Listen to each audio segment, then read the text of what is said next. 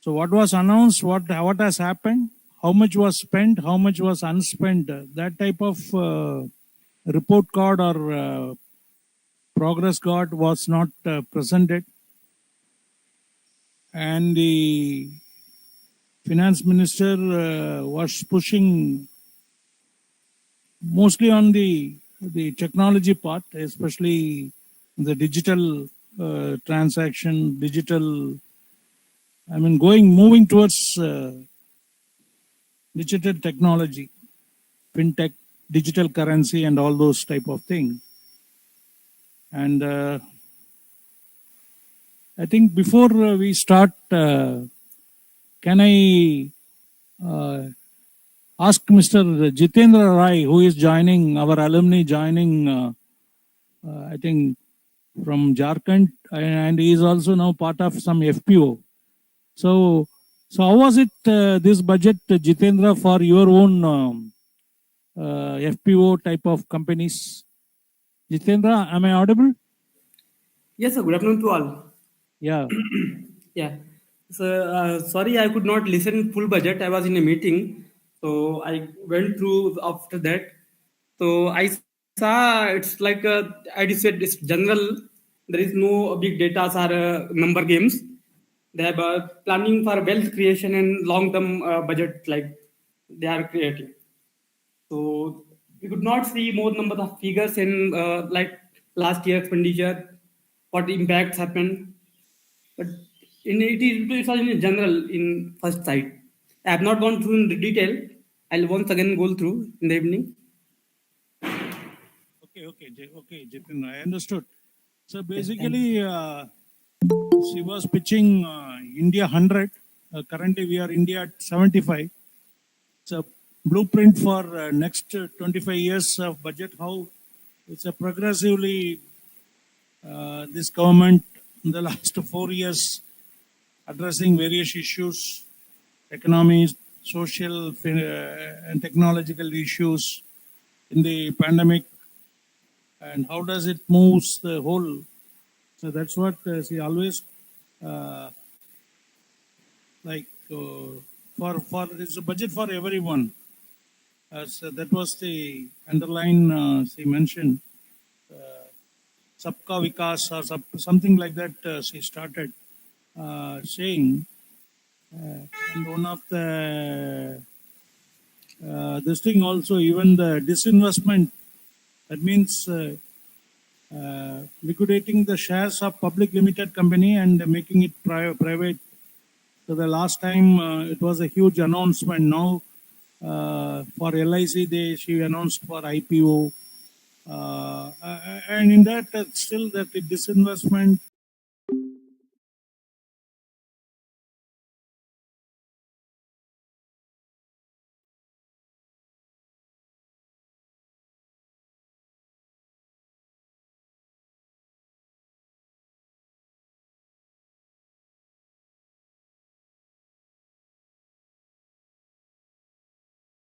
Again, all the bad debts of all the public sector banks, she wanted to set up a national asset reconstruction company, which was set up. That's what started functioning.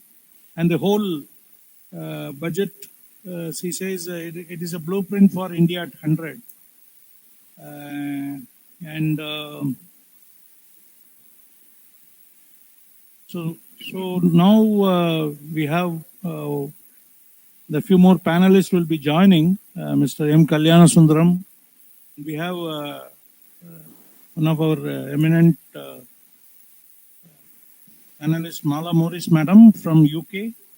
She is an alumnus of IMA, and she will be also sharing her views on this budget. And few professors from economic professors from American College, Majura College will be joining. And meanwhile, welcome all people like this Aishwarya, Vinita, Lavanya, and all those people who are online. And some people have joined and left. I think there is a network issue, it seems. Like Rajalashmi joined, Some of our alumni is also joining. So by and large, can you interact? I mean, any one of you wanted to share? Have you watched the budget in YouTube live presentation of financial? Anybody on the online wanted to share what was their view on this budget about the development sector? Anybody? Aishwarya, Vinita, or anybody who want to share?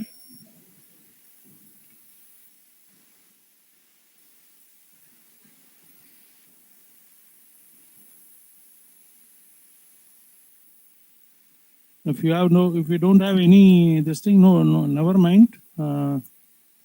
Maybe before the others panelists join, we will listen from our Mala madam, or you can share.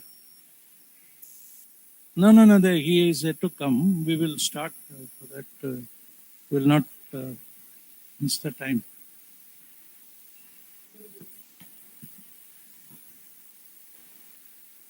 From my perspective, what I heard the finance minister talk about was a lot of emphasis on digital and a lot of emphasis on making things easier to do business. And of course, from a very development sector point of view, notice that she has provided certain concessions for the cooperative sector, which is good. And also, there has been, a push around digital reaching to the farmers as well, in terms of whether it is to do with the digitization of land records, or also in terms of bringing the whole startup economy, which is a big agenda item for the Prime Minister, to also encourage it to reach the FPOs with technology that could be relevant to FPOs, as well as startups that would focus on making capital equipment available more easily for those kind of companies.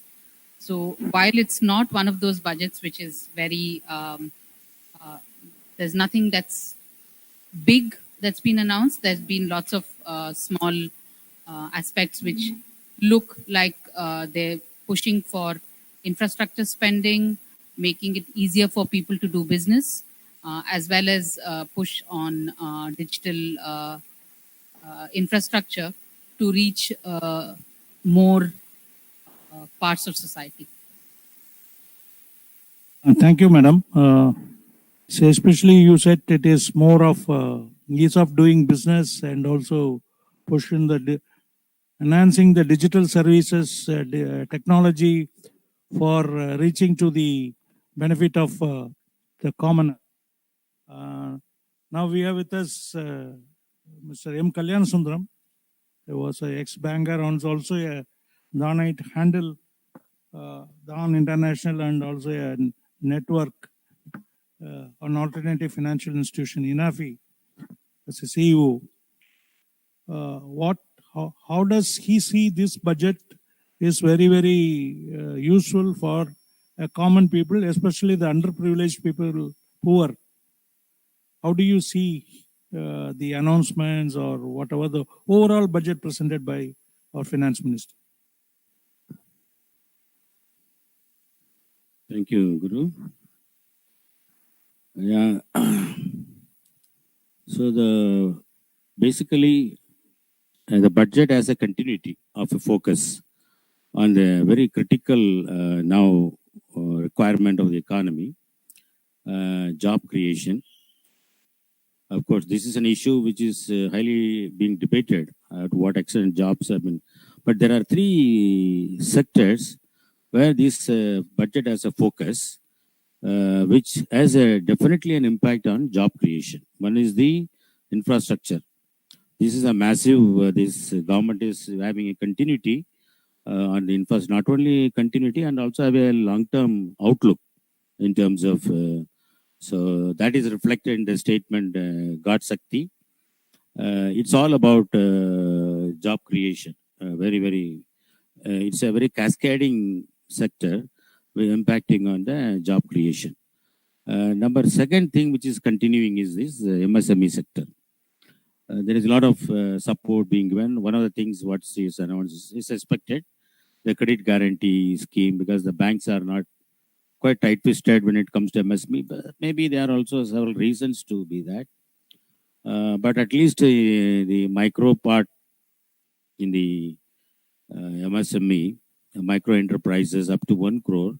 This is one where quite a lot of self-employment as well as wage employment. So that is also they are trying to have a continuity of focus. One of the ministries which is creating a wonderful job, wonderful work. I encourage all of you to look at MSME ministry website. The way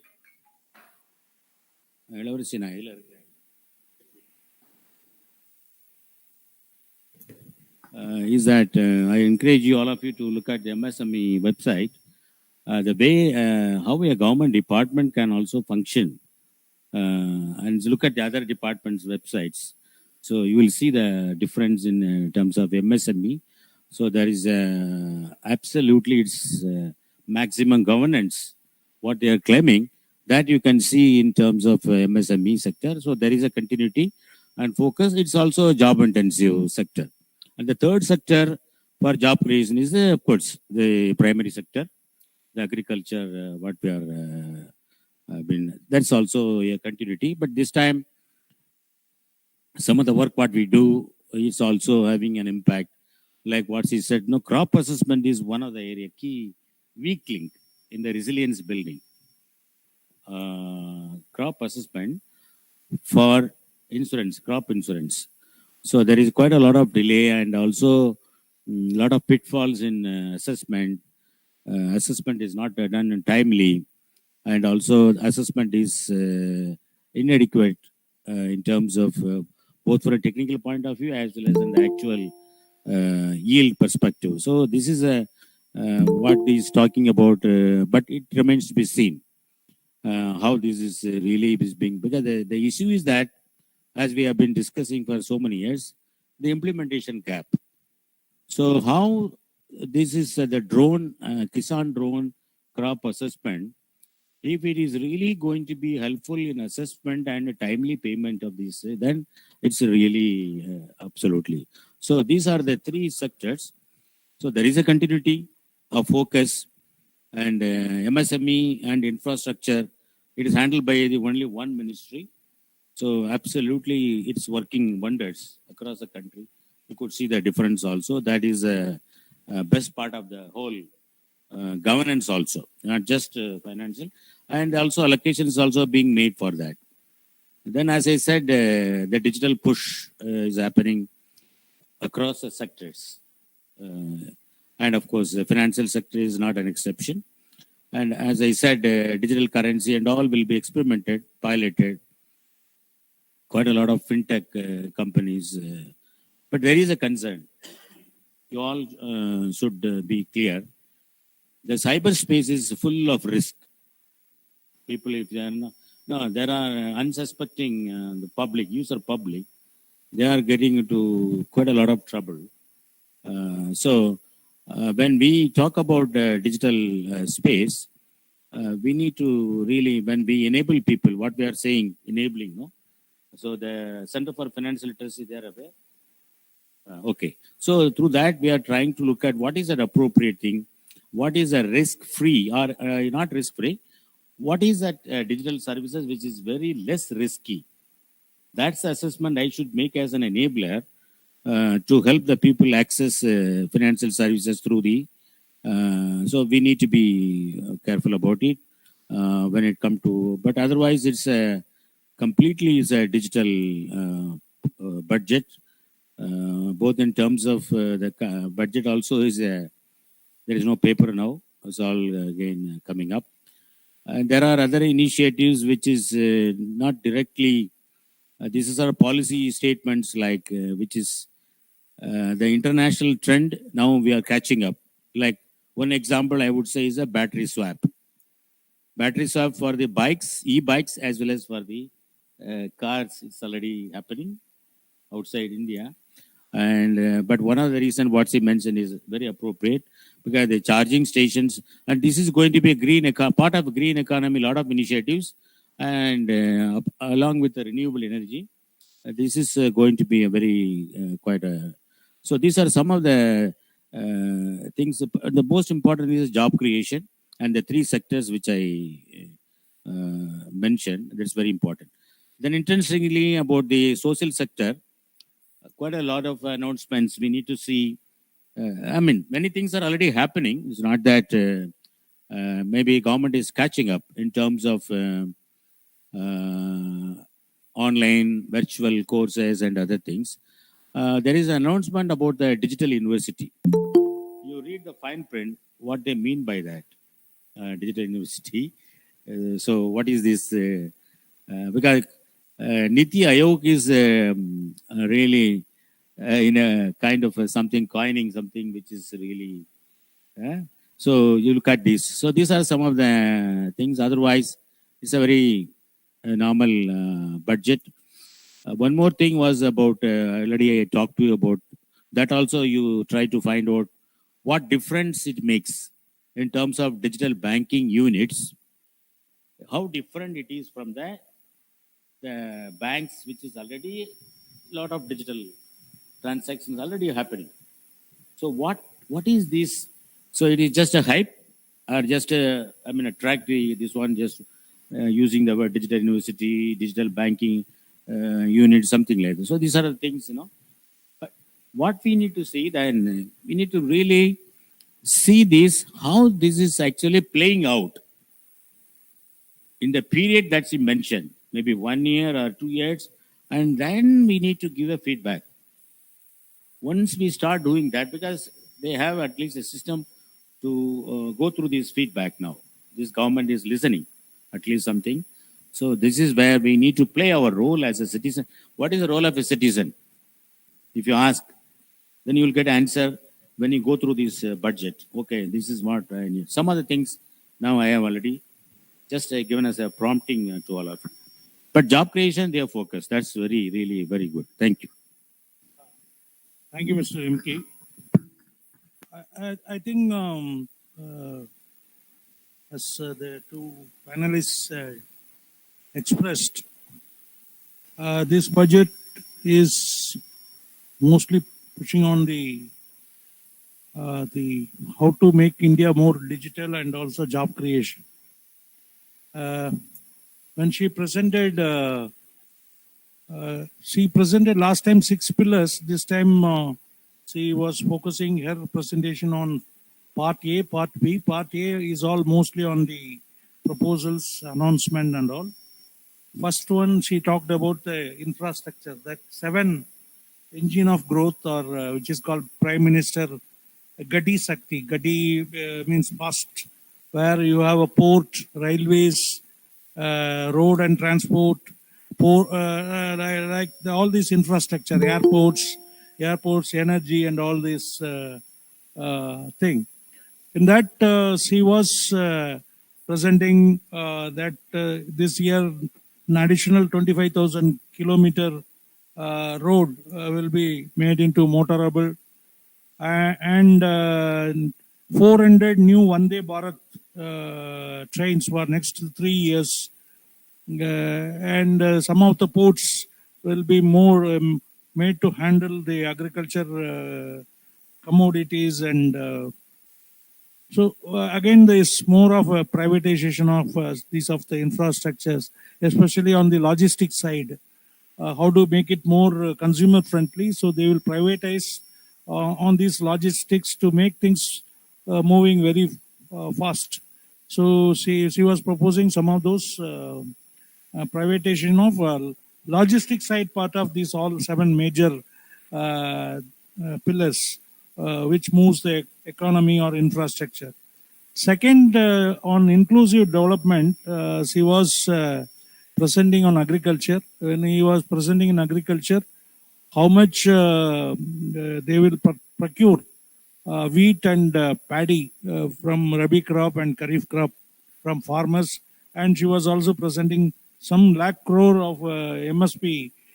This thing will be procured by the farmer. It is maybe a sop to the farmers who are protesting against this farm law which was repealed recently. So she was presenting another thing which is already being practiced by many farmers time immemorial, but there is a push for chemical free natural farming promotion. So she was presenting on the promoting some clusters on chemical free natural farming in this year, but how much fund allocation and all is not mentioned. And next 2023 is going to be a millet, international year of millet, where many farmers produce small millets also as a boost to small millets like post-harvest technology and value chain, value addition. That she presented, and again also to curtail the import of oil seed and pulses so that the you can enhance the production within the country itself. And then she is also has given a free hand to with a consultation of respective state. Maybe the agriculture university can revise the syllabus according to the context, according to the ecosystem. Otherwise, it is a run-of-the-mill type of things. For many years, agriculture universities were offering the standard courses. Now they can free to do some of those new courses, which is need-based, customized, and other things. And in this also, she touched upon the interlinking of rivers portion of it, provided the concerned state governments are cooperating with the government. These type of proposals like connecting Godavari and some rivers she was. So it all comes under Sabka Prayas for everyone. These are all some of these things on inclusive development. As I said, MSME, the credit guarantee which is made very, this thing on the skilling part of it to enhance the employability of the youth in the country. So she promotes national skill qualification framework and then skill e-portal being launched, and the respective state government can make use of these facilities to train the younger mind for them, make them to work this thing. And again, it is last 5-6 years, startups are the new thing, and how to incentivize the startups and motivate people to have their own startup. There are a lot of these things he has given. Even some of those companies, though they are registered, now we can ask those companies if they want to exit, accelerate corporate exit, those type of facilities is given. Then on the educational front, again the 2 years, a lot of elementary education, school education, and everything, not only school, every system of formal education got affected. So she proposed to include a supplementary education. So the state should take use of this facility. Every class will have one TV support, and also to enhance the standardization of the content. High quality e-content for the teachers will be set up. A digital university will be established. So these are all the announcement as an educational sector. Most of you who are the students will be, you need to watch out. So how this is going to be very useful. And again, on the health sector, if you see, during this pandemic, everyone is, lockdown within the house. There are a lot of mental agony or mental related issues, psychological issues people are facing, from the children to elders and many people. So she proposed a tele-mental health counseling system. This will be under this thing of NIMHANS, and IIIT Bangalore will do a technology support, so that you can log in and whatever the problem you are facing, to get psychological counseling and mental counseling. She presented, and then women-led development, some more announcement under the Ministry of Child Welfare, a new generation Anganwadis, where nearly 2 lakh Anganwadis will be upgraded during this year. And similarly, again, Har Ghar Ka Nal Jal, that means water connection to every house, under which last year they have sufficient, many achievement. This year, she is proposing nearly 5.5 crore additional tap connection will be provided, because 2023 they want to give every household with 24/7 water supply. In that move, that is also she announced. And on housing, rural and urban housing for homeless, she announced 80 lakh household under the Prime Minister Awas Yojana.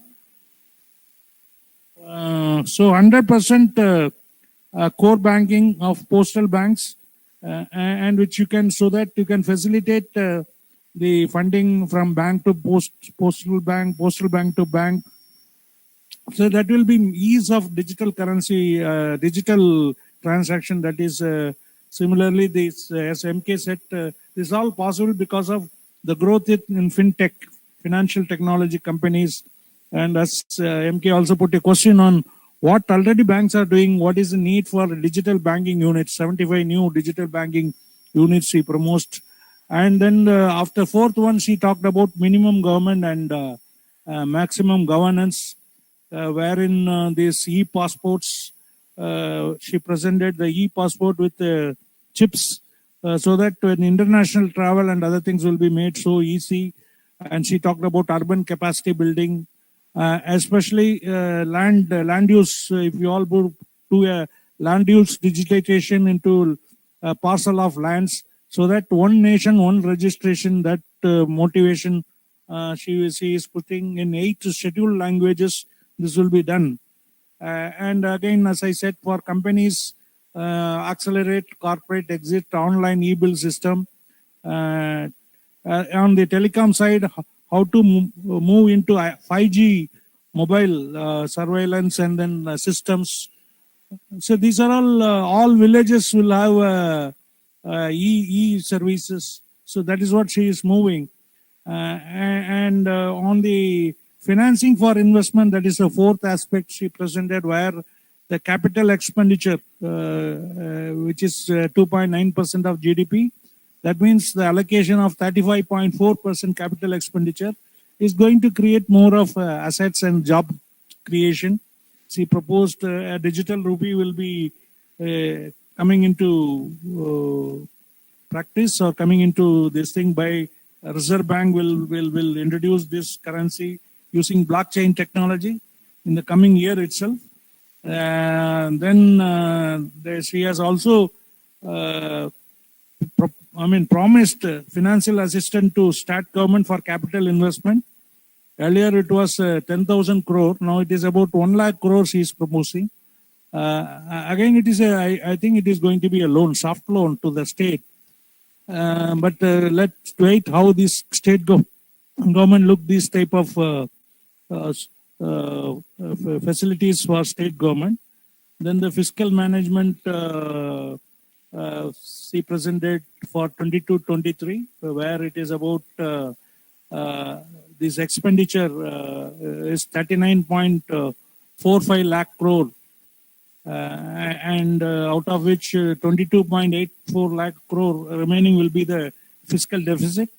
So the revised fiscal deficit was 6.9% of GDP for the last this thing, and coming year 22-23 the fiscal deficit is going to be 6.4%. So these are all the last year it was on 6 major pillars, and this year it is going to be 5 aspects she presented. And on the part B, she didn't touch upon any income tax of individuals. Again, the tax, because so many updated return filing and other things, so she never touched upon any facilities for tax, income tax. So again, there is one thing: if you have done your income tax return wrongly, then you can update your income tax filing for next 2 years to, edit your return, and if you have made any error, you can correct it. That can go So that legal issues and other things now, it is all simplified. Again, the eminent panelists before me, they told the cooperative, this modified that alternate tax system, to as a level playing field from, say, she has brought down, and it will again give a lot of profit orientation to some of those cooperatives, provided if they may govern well by the state-run cooperatives, by the politically run these party men. If they make use of these facilities and all to bring all the cooperative into income earning process, then that is going to help. So then tax relief for physically challenged person. That means the caretaker or the guardian, they will be then a lot of incentives for startups.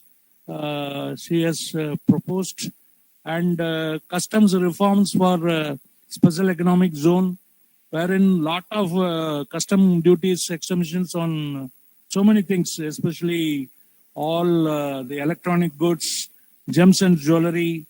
All these things maybe make the country-wise production more of production, employment, and all these things. And I felt there were not much promising or rosy announcement, because already the 5 state elections have been announced. So that had restricted our finance minister to be very silent on some new proposals or new announcement. So that's what I in my viewpoint, that could be one of it. Last year when she presented the budget, our Tamil Nadu elections were not announced. Similarly, the West Bengal and all those elections were not announced.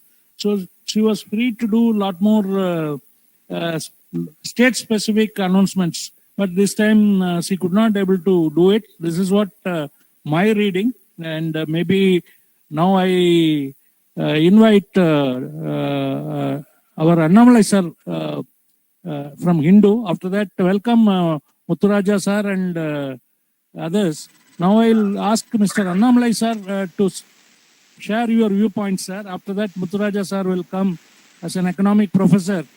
And he has been part and parcel of our this budget watch since the inception.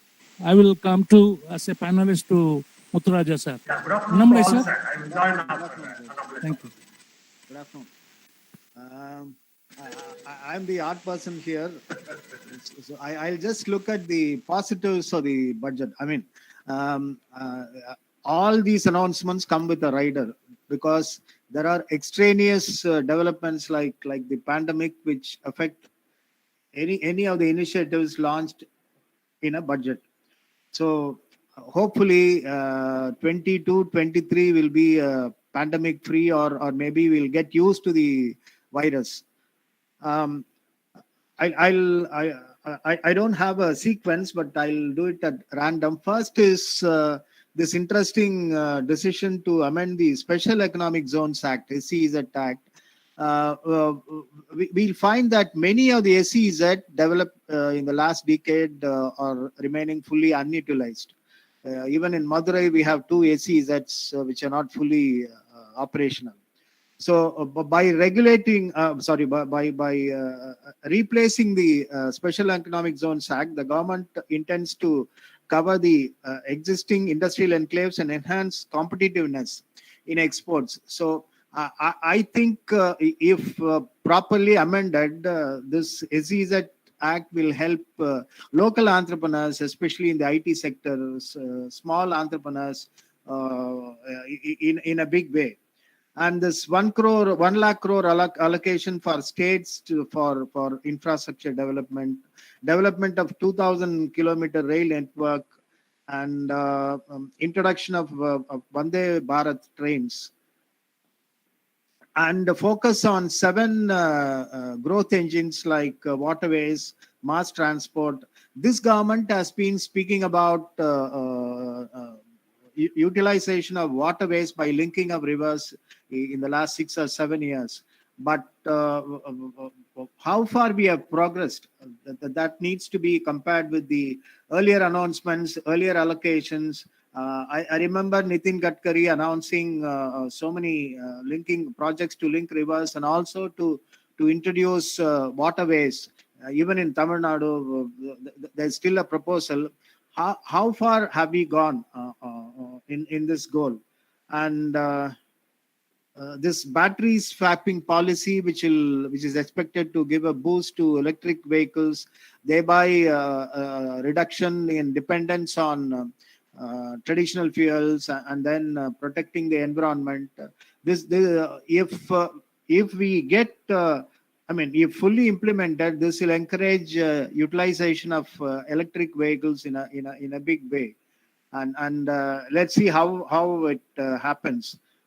And thrust on natural farming, yes, this has been there for long.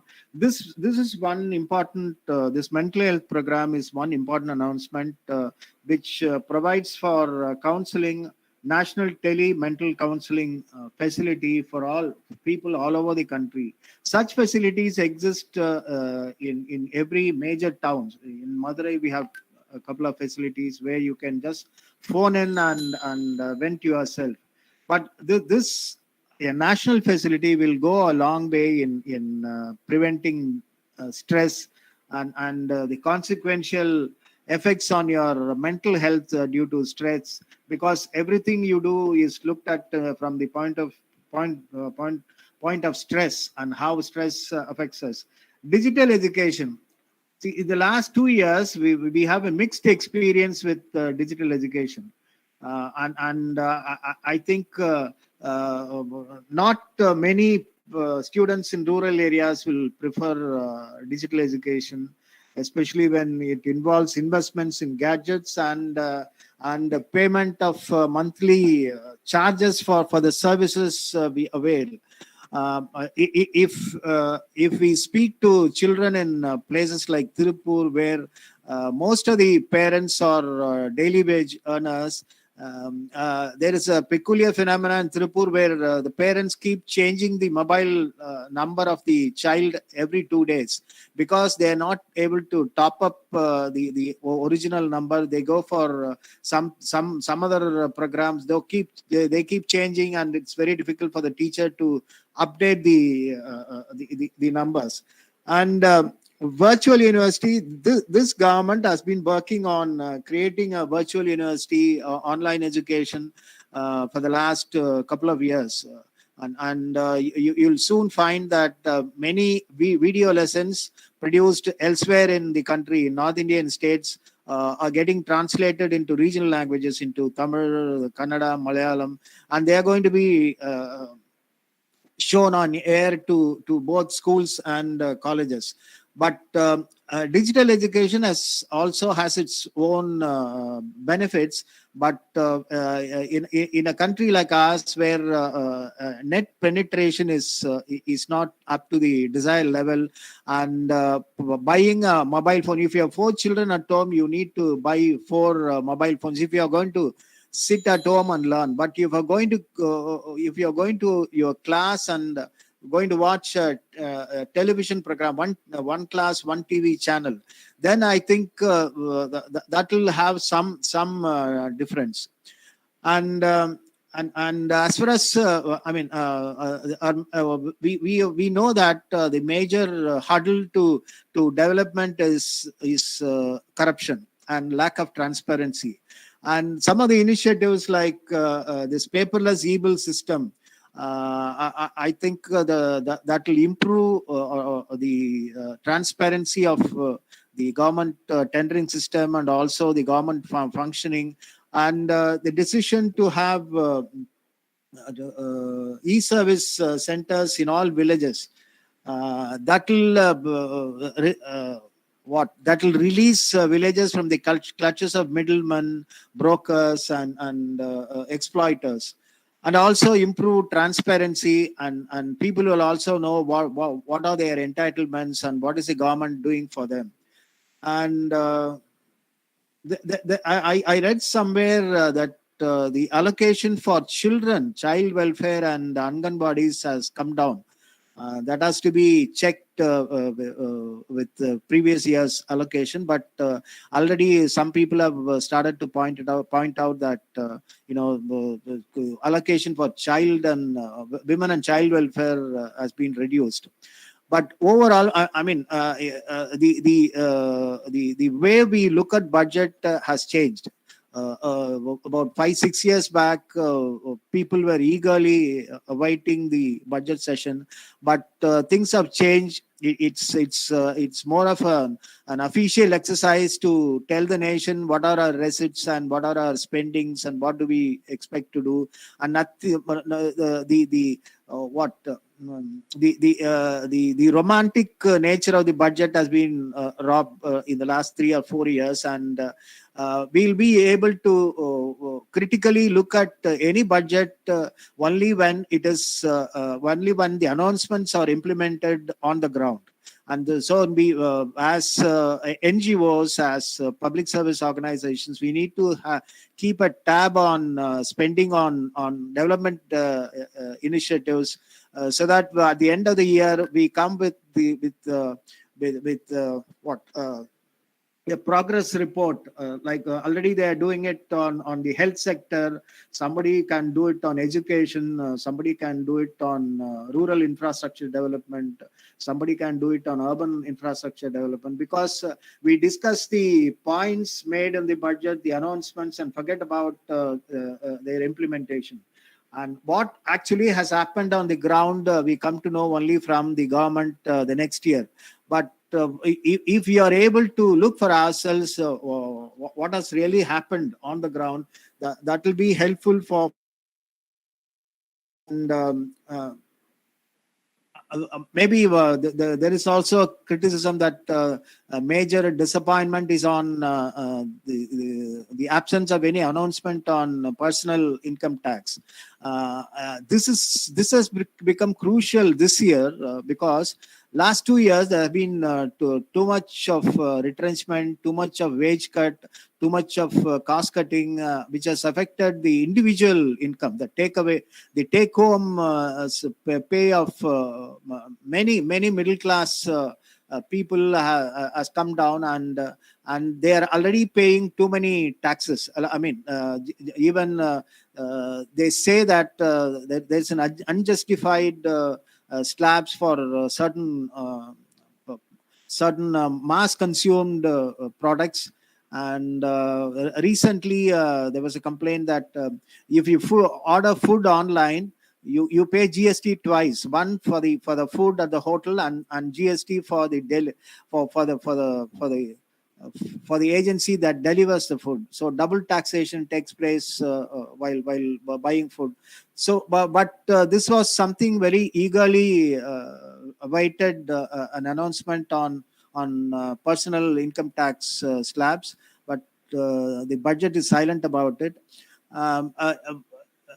In the past, we used to label budgets as good budget, bad budget, people's budget, industry friendly budget. But I think you cannot brand the recent budgets as such. You cannot say it's either pro poor or pro rich or pro industry. I think there is a mix of everything, and we hope that something or many things happen for the good of the nation.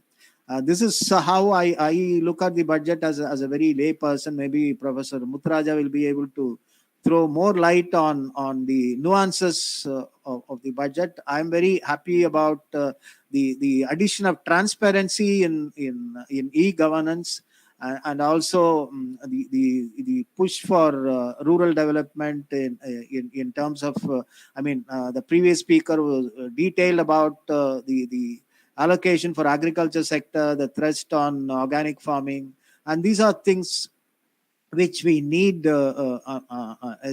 are the lessons we should have learned in the last 2 years. Hopefully, the lessons are learned across the country, and schemes implemented to the benefit of all. I think that's all I have. Maybe I'll learn more from others. Yes, good work, sir. Congrats, Annamalai, sir. Very powerful presentation. Thank you. Thank you, Mr. Annamlai, for your. I mean, how do you see as a media person and who worked in newspaper industry for so many years, seeing so many budget? As you rightly pointed out, this last 4 years, this budget is unlike the previous budgets. Every ministry-wise allocations, spending, actual spending, and the deficit or those type of report card was totally missing, and they are moving more towards digital and also making more transparent governance. That's what it seems. Now, I think our professor, economic, a legendary professor Muthuraja can throw light, and he will call. I used to call a spade a spade. Maybe I will like to listen from him what he liked most in this budget, and as a common man, how some of those things were our expectation on income tax side, and those things which was not touched upon. So, what do you feel, sir? Good afternoon to all. Really, I must thank Don family for organizing such wonderful online session on union budget. I think this is a kind of culture you have with the Don. Again, I must thank Dr. Annamalai sir for bringing a common man's perspective on union budget 22-23. I think he spent quality points. Sir, little bit louder. உங்க mic பக்கத்துல வச்சிட்டு பேசுங்க sir. கொஞ்சம் Are you louder. now okay, sir? Yeah, okay, sir. Yeah, I think voice is clear. Yes, sir. Yes, sir. Yeah. As a student of economics, I have three set of points to share with our friends. One is the positive dimensions, and the second one is what does an economic student look at in a negative dimension, and there are some cautions. In Tamil, we used to call தொலைநோக்கு பார்வையும் தொல்லை நோக்கு பார்வை. தொலைநோக்கு பார்வை in the sense, what is a budget for a long-term perspective for the Indian economy? தொல்லை நோக்கு பார்வை என்பது what is the budget impact on the current problem? So now the situation of Indian economy is somewhat relatively much better than the earlier years, but even now we are continuing as a COVID crisis time. So as a student of economics, I am able to see a few points as a positive points. One is as a green budget, I am able to look at this budget. I think many of you agree with me. They announced only the qualitative points. I hope now I hope they uploaded quantitative information about budget document 2023. Maybe after looking at the quantitative information, we will have some more quality discussion. So for me, this budget appears to be a green budget in terms of focusing on solar energy, focusing on energy saving projects, focusing on digital technology, focusing on forestry, particularly fossil forestry, as well as what you call rural forestry, and focusing on river integration, and more importantly, green bonds in terms of promoting green infrastructure. So these announcements are we can look at, we can observe as a green budget. Is what I'm able to say as the first one. Second one, they are also focusing on MSME sector. Particularly, I think many of you know the last 2-3 years, MSME sector play a vital role in terms of bringing more income, more employment, more energy to the Indian economy. So it needs to be protected by the government, particularly the MSME sector. So there are some announcements on tax as well as promotion measures for MSME. And there are announcements on infrastructure promotion, infrastructure development, in the name of road development, in the name of rail development, in the name of water development. So there are many announcements on infrastructure development. It's also welcoming one. And very, very importantly, the digital infrastructure development. I think the entire world needs to develop a digital infrastructure, digital assets, digital currency, anything. And this budget very promptly promoting digital development, digital informants. And there are another point. For example, in the name of agricultural promotion, this budget spends more on agri-technology, how technology can promote agriculture in the rural as well as in other things. I think earlier speakers already mentioned how they focus on millet economy and other segments, particularly what you call organic and other forms. And they also announced more focus on hospital sector, health sector.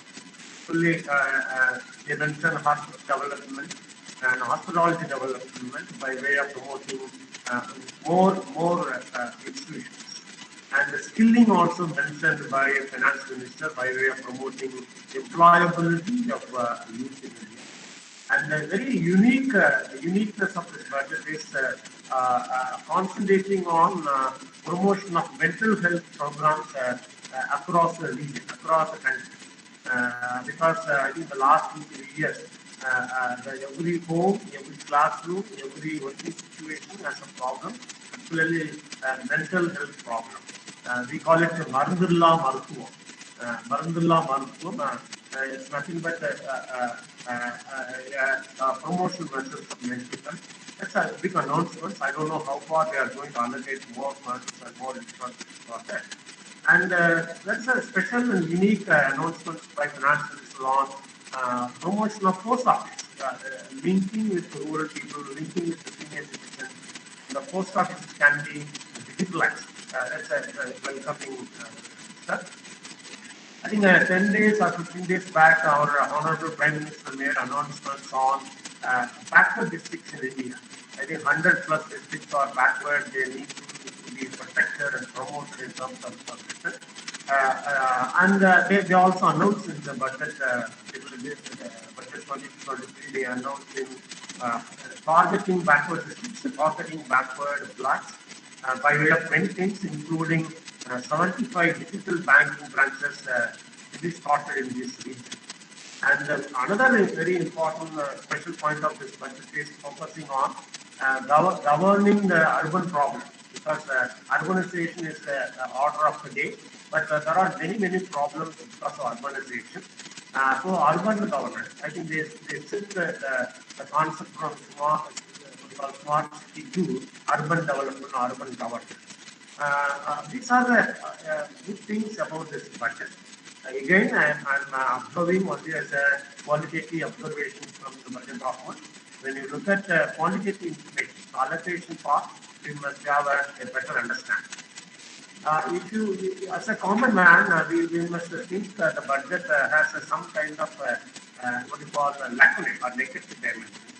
One, in the last 2 years, it's a serious problem all over the world as well as Indian context, particularly the COVID situation. COVID situation has a direct negative impact on health sector and indirect negative impact on income losses and the employment losses and what you call violence at the family level, economic violence at family level. There are many things because of the COVID situation. So there is no direct measures or benefit measures announced in the budget. It's also a kind of what I can say. It's a very serious lack in the budget. I think many of you know, Indian economy is nothing but middle class economy.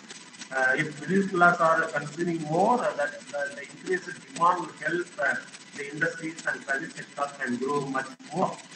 Whereas this budget never, I think, no single measure to target a middle class economy.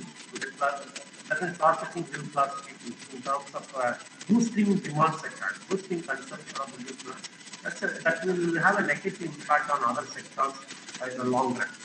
And I think many of you know that's a shift from a conventional currency to what is called swift currency or digital currency.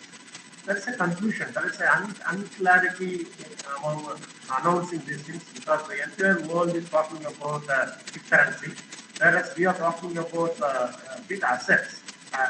Big assets announced by announcement will be by RBI later day. So it is also a confusing situation for people who are in the cryptocurrency usage. Another caution, I think many of you know, the total burden, the total debt burden is increasing every day. It's alarming. That means whenever we are thinking of more burden, it has a more incidence, more impact on poor people. Even though they are not directly connected with the burden or debt burden of government of India, but they are the real victims because of more and more of debt burden. And another serious effect I can say, WHO and the World Bank and the United Nations, they are cautioning many countries, including India, by way of concentrating on few policies, by way of targeting to achieve the goals of development goals or what you call growth models proposed by these agencies or health models. I'll give one example. I think United Nations is prescribing sustainable development goals in terms of reduction of poverty, increasing of employment, protecting family, gender consideration. So these important SDGs are not able to see what you call the relevance of implementing these things in this budget. That's, as a student of economics, I'm seeing a very, very serious problem. And maybe, can I take the 2 or 3 minutes more, sir? Yeah. Can I take 2 minutes more? Yeah, I think we as a student of economics. Sir, yes, sir, you can take it. Yeah, thank you.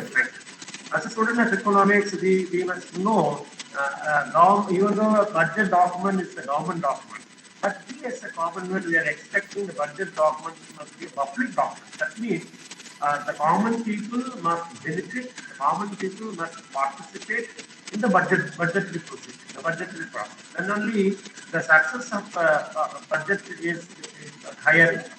Whereas now we are able to see budget as a document, not it's a government document, not as a public document, because there is a distance between public and the document. That means the expectations of the public is not visualized in the budget document. It's also my observation.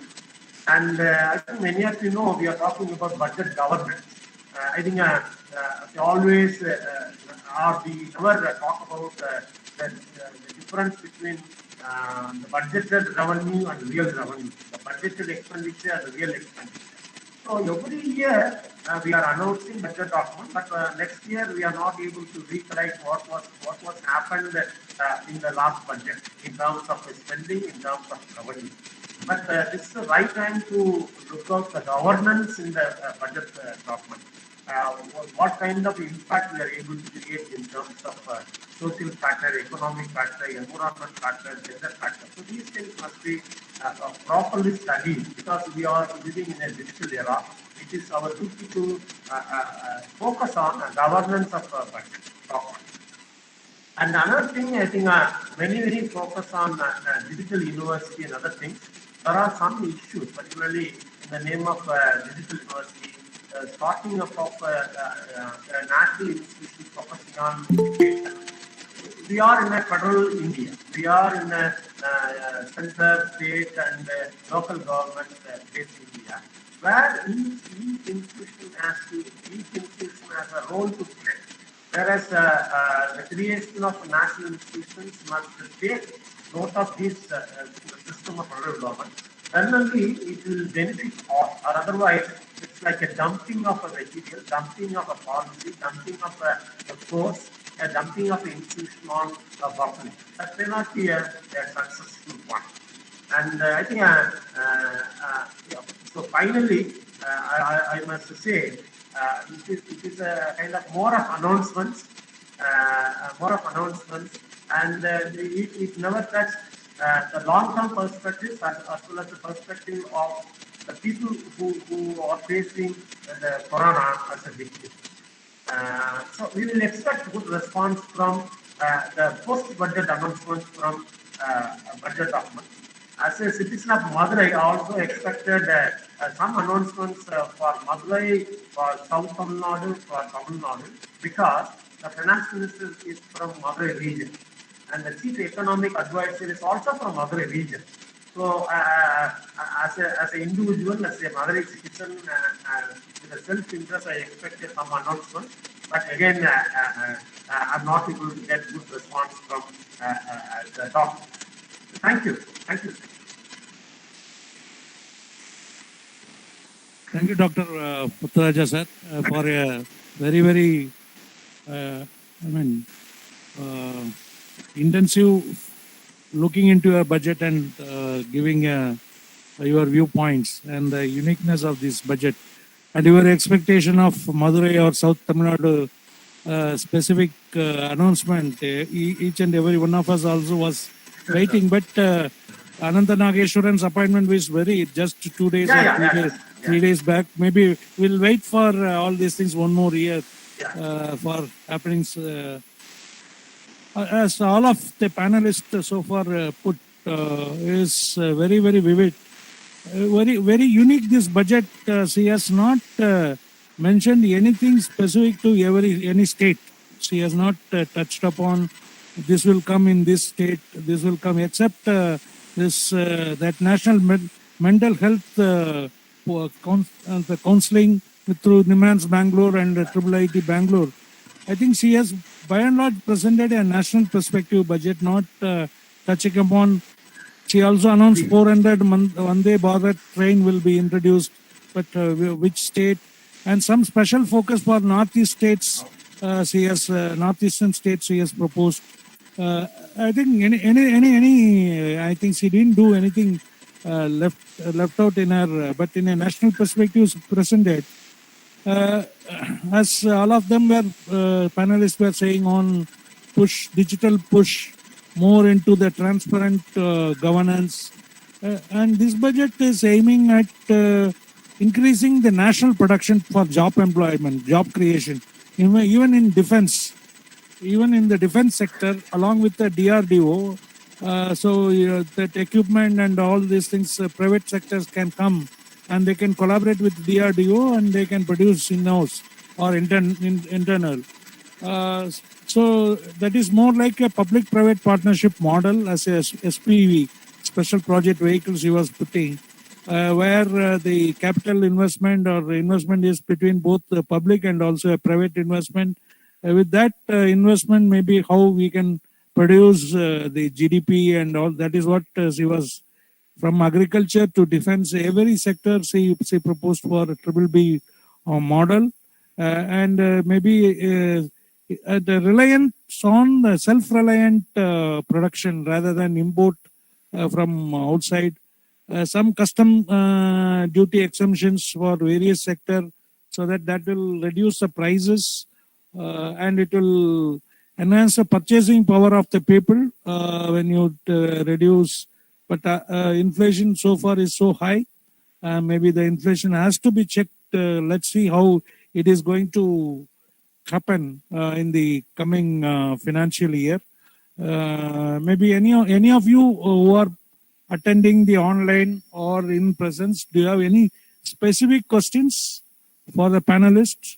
Or your viewpoints also welcome. What do you feel? How this budget? How did you feel this budget? Anybody? If they want to, you can unmute your mic and you can speak. Good afternoon, sir. Yeah, Teju. Go ahead. Sir, I have one question. That whenever we see the budget, that we always think about the things which are presented in current budget. But what about the objectives or what about the targets which we had set for the last year budget, and how we compare those objectives, and based on that only we can assume something that in this year these objectives will be fulfilled for next year. So can you tell something about that? There may be some reasons that COVID was there, and there were other reasons that there were few other difficulties also, but it should be also considered, I think so. Yeah, you are right. But you should have attended the morning this thing. Your juniors have made a presentation on four Yes, sir, yes. different, and we will be putting those presentation in our TDA website either today or tomorrow, where they have critically reviewed what was the 2021 announcement, and on that what was the achievement, whatever the reliable sources, which either from Times of India or from RBI websites or from some reliable sources, they have taken the achievement, and they have also compared some of the major developed nation as against the GDP, how in the health sector, education sector, or minorities, SC, ST sector. So like that, rural development, water and sanitation. So they are presented. But that is what even all our panelists was also sharing, that the progress card, or maybe this thing was missing, like what we will used to say is dashboard. So what was the announcement made in this 6 pillars last year? On that, what was the achievement? What was the gap? Maybe we need to do a little more. There may be a lot of people like this, the eminent panelists will be started writing about last budget performance vis-a-vis the budget announcement. Maybe you can have continuously watch the Economic Times and also the major newspaper, Center for Policy Research. They are going to have some budget discussion on 7th of February, Center for Policy Research. So they all will crucially review. I think it is also open. It is a free webinar type of free participation of dialogue. You can also just enroll in Center for Policy Research to get more insight into this. And otherwise, I invite Muthuraja sir to give answer to Tejaswi's question. Yeah, I must respond. I must thank the student Tejaswi for asking right question, because there is a difference between a budget document and budget policy. She is writing a question on budget policy. The budget is aimed at both long run as well as short run. Unfortunately, the government budget is not able to observe or study or document the mismatch between the reality and the budgeted amount in terms of income expenditure. I will give one example. Suppose if you are a CEO in a corporate company, you are able to study last 5 years or 10 years budget document, and you are also observe what is the gap, what is the missing, what is the direction missing in the earlier budget, and what could be done for future. This kind of policy studies must be done at the government level on the basis of the budget documents of the union government as well as the state government. Then only we can come to know whether we are moving in the right direction or not. But that is missing in Indian context. Whereas in Western world, particularly many leading developed countries, they are able to observe, they are able to analyze, and they are documenting. Like a research on budget policy, whether the last 5 years announcements or budget objectives are in the same direction or not. What is the missing in terms of numbers? So these things must be studied. Unfortunately, in India, there is no such what we call government institution to study this kind of things. I think many of you know there is an institution called National Institute of Public Finance and Policy. They are also bringing more information, more write-up on these things. I hope in the near future, because of digital university and maybe because of the new chief economic advisor, because the new chief economic advisor is closely connected with the CEO of big corporates in the world. So he may have an application of a methodology of analyzing the budgeting policy of a company, the methodology of applying budget policy of a company into government budget. Then that may bring more governance. That may be more useful for Indian government. Thank you, Tejaswi, for asking good questions. Okay. Thank you, sir. Hello. Hello. Yes, Thank yes. you. Thank you, Teju. Thank you, sir. And one more thing, sir. In morning, I was not able to attend the whole session. So So it will be great if we receive the PPT or some material Sure, regarding that. sure. We will put it Okay. in our alumni group, and also we will put it in the TDA website. You will get it. Maybe I think any more questions from the participant online? Yes, sir. Yes, Yes, sir. Saravanan. Thank you. Yes, Saravanan. Yes. Thank you, sir. First of all, thank you, the Dawn Academy and Professor C. Muthurajan, sir, for giving me such a wonderful opportunity. At present, I am now preparing for civil service examination. My question is, so in our finance minister in its budget speech has released the alternate minimum tax rate and surcharge for cooperative society. My question is whether it will fuel the cooperative sector, sir.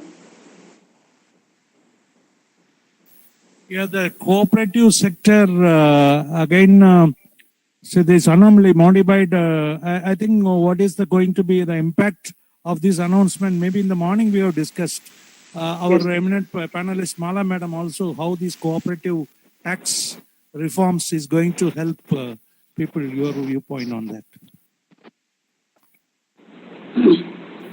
So it really goes down to an understanding of how the corporate sector will invest in creating cooperatives on the one hand because of lower tax, but I'm not sure whether there will be motivation just because of lower tax.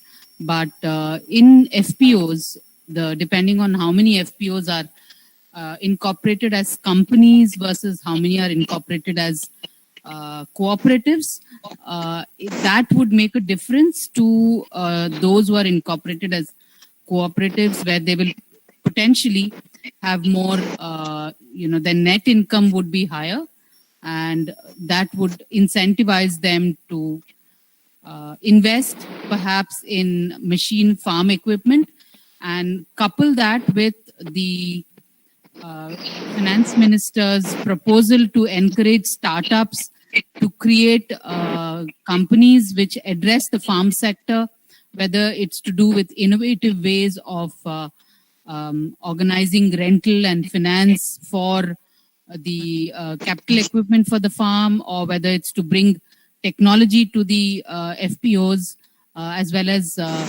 marketing for the FPOs. So combined with all these things, I think the minimum alternate tax reduction will encourage cooperatives to reinvest the net increase in income because of lower taxes into more projects. So that's one way of looking at it. And of course, the fact that when the income tax rate goes down, the number of people who actually file their returns and show the income will help in rise in absolute amounts of tax as well. So we'll have to see what behavior it drives. But presumably that's the behavior that they're looking to drive. Thank you, Madam. Yes, thanks for the kind response. And one more question from my side is. Yeah, please. Sorry, sir. Continue, sir. Sorry, I'm sorry. Continue, sir. You can unmute your mic, so I think.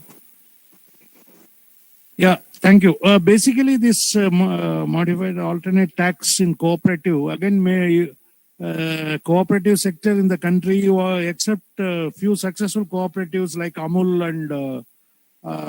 and some of the cooperatives in Maharashtra. So many cooperatives are mostly used to be in the sick bed. And Dr. Vaidyanathan Committee and NABARD is reviving the whole cooperative banks and cooperative sector per se. But this type of announcement is, as our ma'am said, it will increase the potential, income earning potential, and it will try to reduce the, I think, the tax burden, and start moving this cooperative into a profit line. Maybe so that there are a lot of shareholders participation, stakeholder participation, and they will be giving their produce to the cooperative to do marketing. All those type of changes will happen if everything is implemented in a realistic sense. So that way, again, it is a I think some sort of a booster for cooperative to get like when you do a vaccine booster, you you are self isolating or self this thing building your immunity. Similarly, it's cooperative may get a lot of immunity because of this announcement, and they may try to increase their income, and they will try to move towards the profit making direction. So thank you. Any other question from the online participant? Online participant?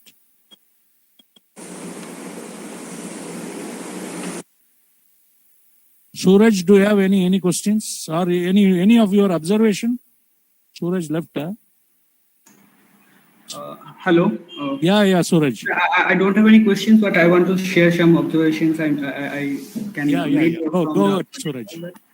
I think Sitaraman ji has made some points on ecological and carbon finance domain in this budget. As he mentioned that the finance ministry promises to financial support to create the private forest land through the community engagement and also the private players engagement.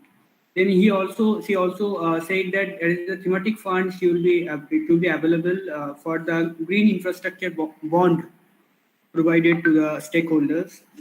Another is that he also said that low carbon development will be the key to creating jobs. Solar power, domestic infrastructure, and industries will be prioritized for creating the employment to the rural areas and for the low carbon emissions and carbon financing throughout the industry. And these are the, I think, the ecological sustainability and carbon finance. The carbon finance is one of the emerging industry of the developing countries. And I think Sitharamanji put some of the efforts to boost this industry. And this is my observation I made. And you said correctly, sir, that Sitharamanji don't put any announcement of a state specific, and we can all know that she is brilliant and intelligent, and she knows very well how to make omelette without breaking the egg. Thank you. Thank you, Suraj. Your observation is very valid. So, anybody here? Any of you, what did you get out of this budget, or you have any questions to the panelists? Anyone? Okay. I want to say that this in this budget more emphasis was given for green and clean energy, I guess, and the solar power 19,500 crores issued, and manufacturing units are to be developed in India, and many subsidies will be given for electric EV vehicles and all. These were my few observations. Yeah, you are right, Rajiv.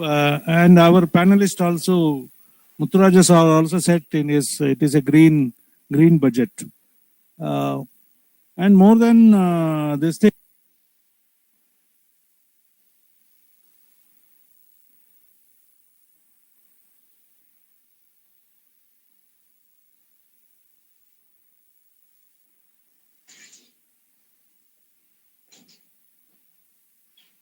Sir, your voice is not audible.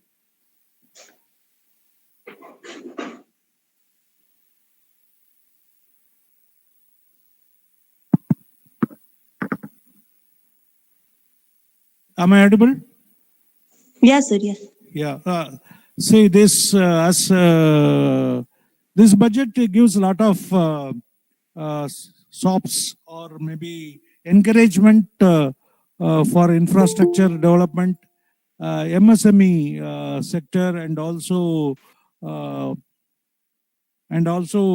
for startups, so that people will be taking their own business forward, or they will start own their company, and it will increase the employability of people. For making people employable, skills sets are required. So the CS invested on skill development also, the urban development and other things. So there is a lot of, so now we have one more eminent panelist joined from Majra College. So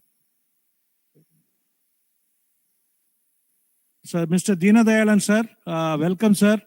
What is your views on today's budget? You can share it, sir. You can unmute, and you can share, sir. Morning, sir. Sir, good afternoon. Good afternoon, sir. Good afternoon to all of you.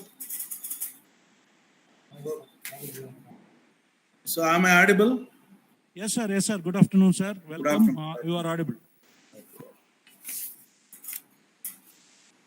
So, the budget presented by the finance minister today in the parliament is something budget for 25 years, not for a year, because this budget focus on the Atma Nirbhar Suya Sarbu India, which includes one of the important goals of United Nations Conference, that is Sustainable Development Goals. So the goals which are very much related to not only to the country but also to the world.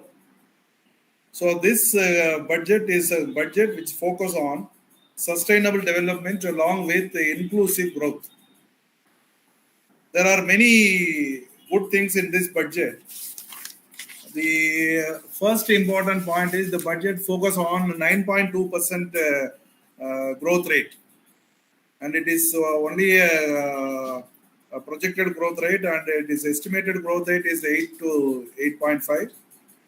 And there are many schemes which are announced by the finance ministers, namely 5G, single country, single registration, introduction of digital currency, solar enhancement, 1 lakh crores of loan to the state governments without interest, and also there are 80 lakhs houses for the poor and downtrodden and uncared people, those who are living in the country.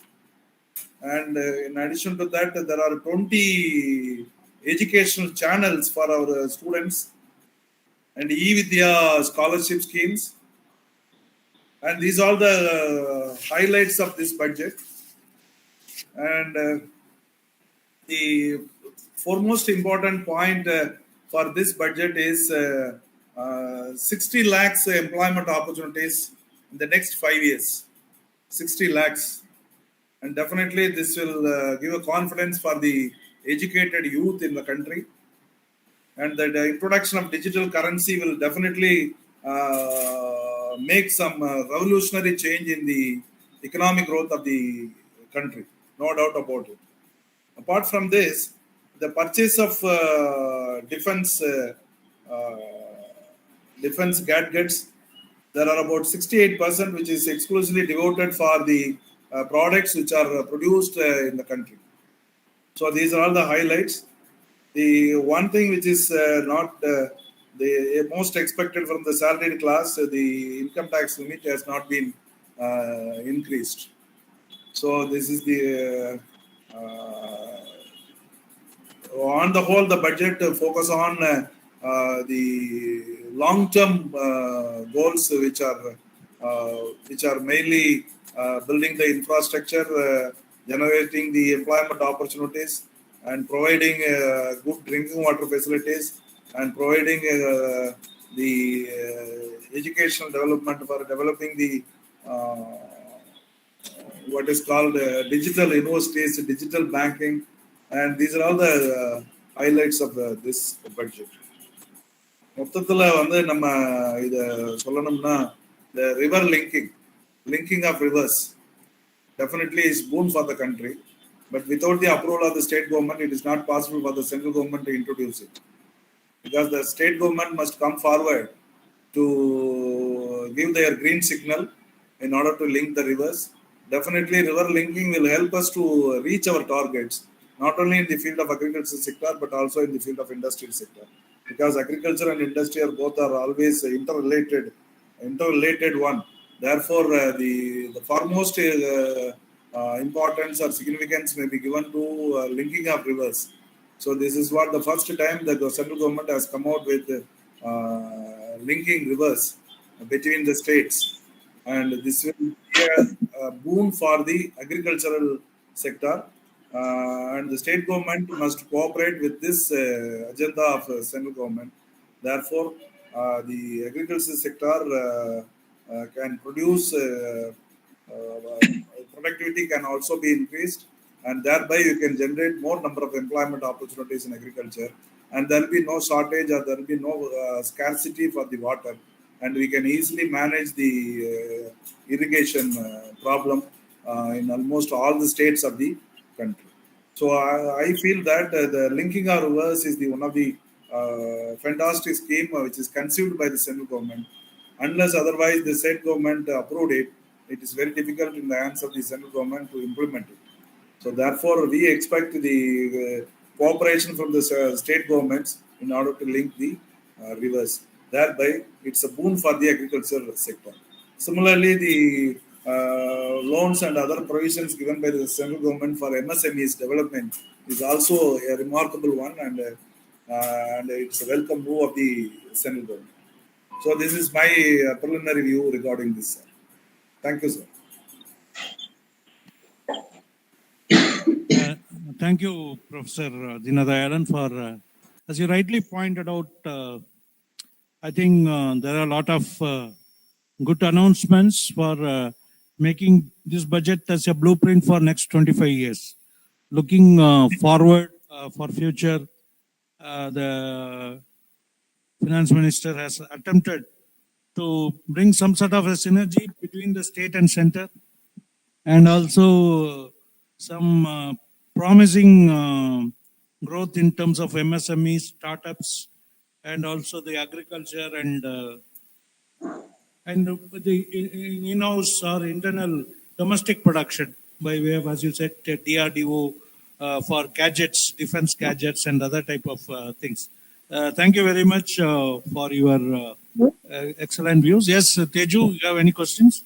Yes, sir. I don't have any question, but what sir has mentioned that definitely that linking the rivers will be helpful for agriculture sector, as there are two sides. That one side there are overflowing rivers are there, and on the other side there are dry rivers. So it will be good, but I think we need to look into that in ecological perspective also, because there will be along with the river linkage, there will be destruction of the land, destruction of the trees and the resources. And I think it needs to form thousands of years to form the layer of soil, so that will be destructed in this project, I think so we need to see into in that perspective also. Yeah, Teju, right. The interlinking of rivers is a very long talked about project. Last 10, 15 years we have been talking. Again, Sir said before the state government has to collaborate or support this interlinking. But what before interlinking starts, let the states can link their own internal rivers before linking with national rivers. So that is in the control of state. So we talk, for example, Tamil Nadu, we talk about linking of Kaveri and Vaigai and Gundar. When this 1 lakh crore of interest-free loan, if government gives for state and state can invest such type of things for very, very progressive projects rather than building so many roads or so many bus shelters, so many freebies.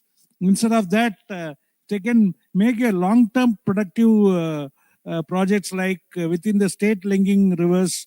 So, for example, if you take any flyover is built on railways, the railways build its portion and leave it for the state or the highways to build the remaining portion. So, similar way, Yes. in the interlinking of these rivers, let the state can build the canal up to their border, and the other state can. So that way, if the freedom is given to the respective state, and also the water sharing agreement on mutually consensus basis. Otherwise, we have enough history of the conflicts, water conflicts on sharing rivers and benefit. A classic example, Kaveri and Periyar Vaigai. Every state has that problem. But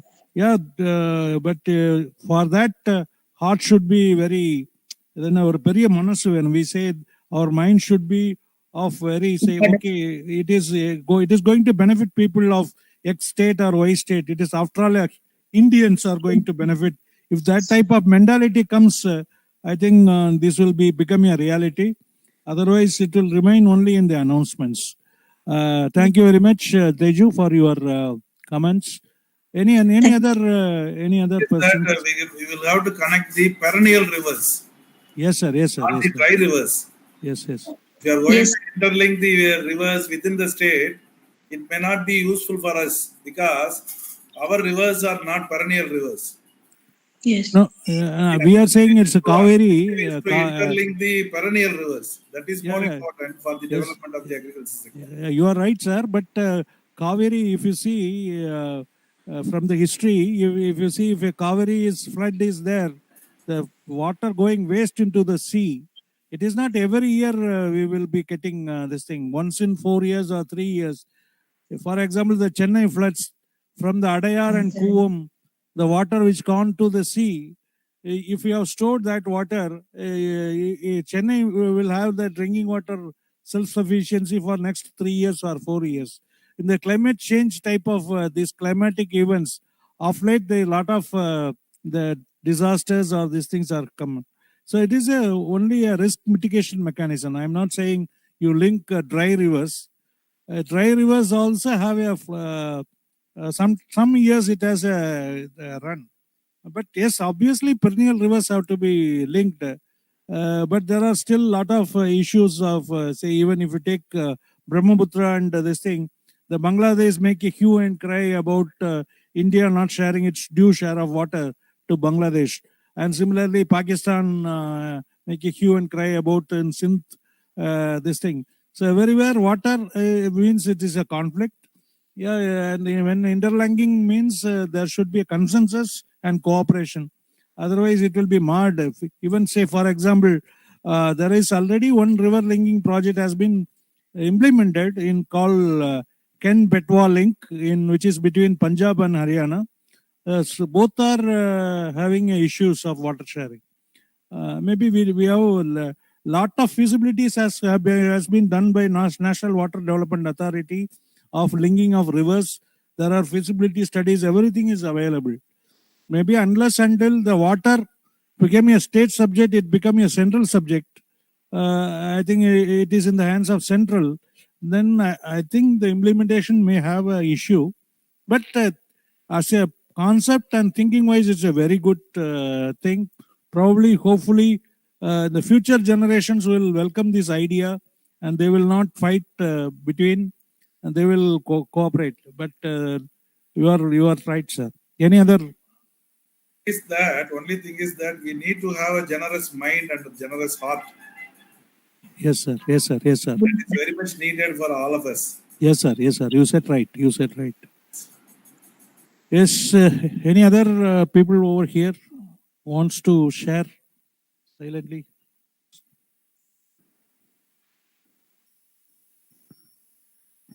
Hello. I just want to share my view on women, Mission Shakti, Mission Vatsalaya, and Anganwadi Sakshamikaran. They are announcing in Anganwadi Sakshamikaran better infrastructure clean energy and good environment they are announcing. But in other hand, they are reducing fund for women and child development. Children are facing before they are reduce that amount of child development. Because of that, children are facing problems. Now again they are reducing amount on that. Then again children will face consequences regards to that.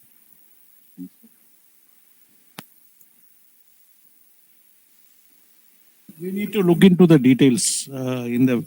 So maybe it is just when she presented, it is like executive summary or a broader outline of the finance bill. So if you visit, as I said, if you visit the ministry's website, you can download the whole budget document. It's all open access, and everyone can download.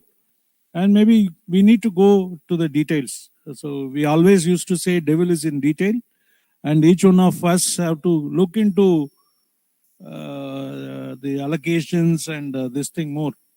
Otherwise, something around 35 lakh crore is a total this thing. That's what with the 6.4% fiscal deficit against the GDP. So yeah, it is a welcome budget. As I said in the beginning, I think 5 states elections are around the corner.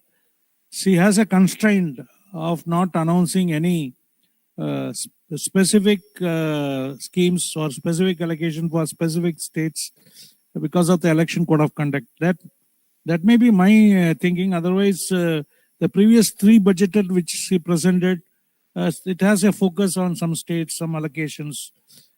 Yeah, India is shining in terms of infrastructure, in terms of growth, in terms of lot more progressive things in vaccination and all those things. Maybe I think for all of you, let's revisit or go into the budget document which she presented today, and maybe you can write to us to td@dan.org if you have any question, or if you have your own viewpoints. If we can compile all those things, we can bring it as a document, and we can put it in our public domain in our website and all. And thank you very much for the eminent panelist, Dr. Muthuraja Annamlai sir and Dina Dayalan, and our Mala ma'am. She's from UK, and I am Ahmedabad alumnus, and Mr. Kalyan Sundaram, who was here, and many more of you for your active participation and patient listening to the budget the whole day. I think it is a part of educating, bringing the literacy to the student community, so that student also use the right type of perspective or learning, so that every year. So we always, many times we don't look into a state budget. So obviously after this central budget, every state government also will table, state finance minister will table the budget for respective state. Similarly, the panchayat or corporation, the mayor, now the elections are around the corner for Tamil Nadu.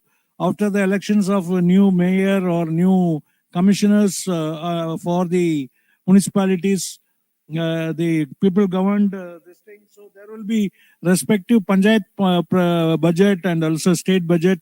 So that is as a 3 pillars of democracy. The budget exercise is from top to bottom. So we always see that with the national interest. Maybe we request each one of you, when state government presents, Tamil Nadu State Finance Minister Mr. PTR presents the budget. I think many times the state budget are not live telecasted. We may have to take a look into the speech, into the respective state government budget allocations. So you can then you may be able to see from a national perspective to the state perspective, from the state perspective to your own city or town or your own village perspective. So that way, like a budget is like a commoner, you do it a budget for your home. So this is an exercise which is done with a national India as a one nation, and I think this education process or knowledge building process from academy will continue with the support of our great panelists in the coming years also. So with this, we conclude today's Union Budget Watch. Thank you one and all for all your valuable time, despite being so many engagements. You are able to make time for this. Thank you one and all. Thank you, and I'll invite. Thank you.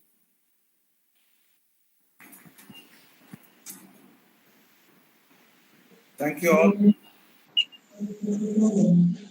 Thank you, sir. Thank you all.